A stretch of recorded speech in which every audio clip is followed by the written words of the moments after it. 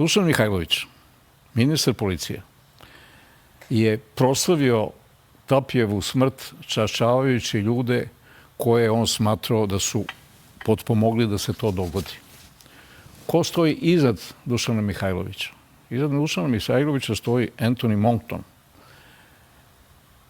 britanski i engleski obaveštajac iz ugledne porodice, završio Oxford. Njegov otac ili deda je bio ministar vojni 50. godina i on je organizovao, on je preko ovoga Čumeta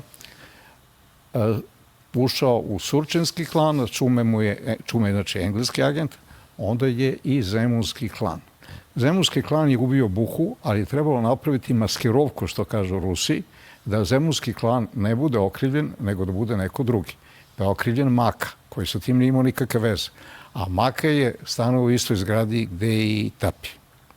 I onda je po toj osnovi Tapi uhapšen, maltretiran i svi su znali da ima visoki pritisak i od tog maltretiranja bilo kakav da je razgovor, a ne uzimanje lekova, dovodi do smrti.